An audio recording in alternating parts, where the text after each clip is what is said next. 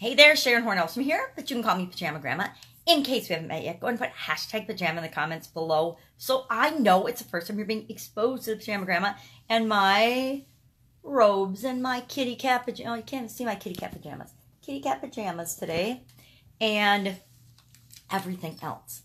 Well, I'm thinking about packing and moving and sneaking work in as I can. I spent this whole weekend packing up, and of course I'm not done because I have a big old house and I'm moving, and it's such a huge endeavor and a huge project, and I've got some help, but it's still up to me to decide what I'm going to keep and move on with me in my future and what I'm going to let go of and bless other people with.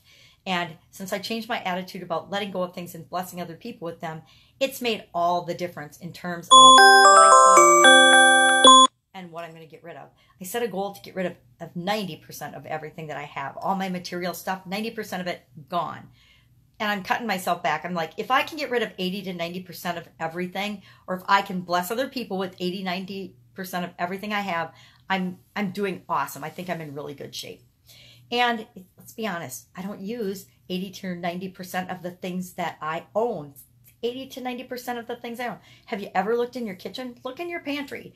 I don't know about you, but I have an entire pantry of, up on the top 2 shelves, all kinds of awesome, they're really fun, and I've used them before. I've used all of them at least once, but a lot of them I've only ever used once. I've got like a rotisserie cooker, you know, the Mickey Mouse waffle makers, the sandwich makers, the panini makers, all the different gadgets and tools, the dehydrator, all the different things that we get because they're the cool thing of the moment, and then we find that we're not using them at all. How many of those things do I need to move into my future? I don't dehydrate anything anymore, so why do I need a dehydrator? I don't remember the last time I made a rotisserie chicken or goose or turkey or ribs or anything in that rotisserie cooker, so do I really need that? Do we need 2 or 3 pizza cookers? I don't even eat frozen pizza, right? So it's fun to go through and see the things and realize how many resources we have at our fingertips that we don't even use. And that makes it possible to look at what we're doing in our lives and our businesses as we transition from the offline brick and mortar world to the online world and realize it's not about having all the resources. It's about being resourceful and figuring out how to put the resources that we need and want to work when and where we need them versus just having and hoarding a bunch of resources, if that makes sense. So today I do need to, and actually it was really fun. Yesterday, I let one of my sisters loose in my bedroom and I said, okay, go through this closet and just pull out the stuff I should keep, that you think I should keep. And then everything else, put in a bag for Goodwill. So I had like 400 t-shirts. I said, pick me 10 t-shirts to keep out of this. So she went through all of them and picked them. And I'm sure she got rid of some that I would have kept, but it doesn't matter. It just doesn't matter. It was such a fun exercise to let somebody else do that for me and choose for me, because I think I said it the other day, I've only worn 4 t-shirts out of that entire closet and those shelves in the last year. If I've only worn 4 and I keep 10, I'm good for the next couple of years. And did I need to be the one to go through those? No. And was it fun for her? Yes, it was really fun for her to let her make those choices for me, because it really doesn't matter. They're t-shirts. I can always go get different t-shirts, right? If I need them. So why not let go of all of them and bless other people with them? Let them use them, because there's other people that would love and wear those things that I have definitely, obviously not been wearing if I only took 4 of them out of there in the whole last year. Kind of crazy, right? So that's what I mean by we have so many resources that we don't even realize we have. And it's not about owning and personally possessing resources. It's about how do we put resources from the world to work for us and for our businesses and to make the world a better place. So I'm working on that today. I also need to catch up with a bunch of women from the Women's Summit. I've done, I think, probably 10 interviews. That means I got 20 more to go to get done this month. And I know that several of the interviewees happen to be on a cruise right now. So that means that's a week that I can't get them. And that's awesome. That's okay. but I will get them when they come back, and they'll be all excited and tan and happy from being on a cruise. So they'll love teaching us about getting customers and what they learned on the cruise about interacting with other people that are like-minded and forming relationships and partnerships that will move the world forward and make it a better place. But I do need to, as much as I want to, I still don't have my office done. I admit it. I think I started it on Friday, and it's light years better, but I still have probably at least, I want to say 25%, but I think that's a lie. I think I have at least 30% to go in my office. And I knew this was going to be my hardest room, which is part of why I let my sister loose on my bedroom, is because I knew this room was going to be the hardest for me because it's got all of my past businesses stuff in it. And so I'm thinking about, well, what do I need to keep from these past businesses? What do I need to keep moving forward?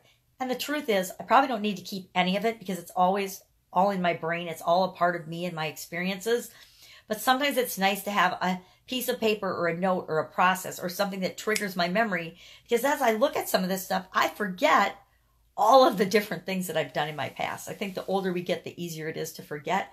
But I totally forgot that I taught a course at a university. I totally forgot that I did a couple of different network marketing things. I totally forgot about certain jobs and businesses that I've been in and business partners I've had and relationships that I've had in the past. It's just been kind of a fun reminder that we touch so many people's lives that we don't even realize, and how important it is to be us and to share what we can with other people and with the rest of the world. So packing, moving, and sneaking in some work is what I will be doing today. Luckily, I have Voxer, so people can get a hold of me. My coaching gang can get a hold of me anytime. Otherwise, I would feel a little negligent in what I'm doing. But that's what I love most about what I do now. And that's what I love most about being the Pajama Grandma, is I can do what I want, when I want, wherever I want, with whomever I want, wearing whatever I want, and I don't miss a beat. It's so much more fun than going to the shop every day, or going into my business every day, or going to my job every day and being on either someone else's, like my boss's, time frame and goals and objectives, or even when it was my own business, a brick and mortar business, I had to go there every day. I had to be there and show up, because if you don't show up as the owner, guess what? Nobody else shows up either. If you're not involved in showing up and interested and paying attention to things, what we pay attention to grows. What we ignore dies. So we got to be paying attention to our businesses. So I would have to go in every day. And that was awesome. It was what I wanted to do during that period of my life. But now, as I'm getting older, I want to do some more fun things. I want to be a Pajama Grandma nomad. I want to be a digital nomad, which is why I've selected online businesses versus another brick and mortar business. I could have easily started another brick and mortar business and done that and gone in there every day and been present. But I wanted to experience and experiment with, what does it feel like to be able to work wherever I want, whenever I want, and make the world a better place that way. I also think that I have the ability to impact the world in a much bigger, better way than I ever did in my own small businesses. So that's my thinking. That's what I'm thinking about today as I get psyched up to dig back into this office and do some more packing and organizing and sifting and sorting and throwing and giving away to actually make my life a lot less cluttered, a lot more simple, and a lot more fun, a lot more mobile, and a lot more fun.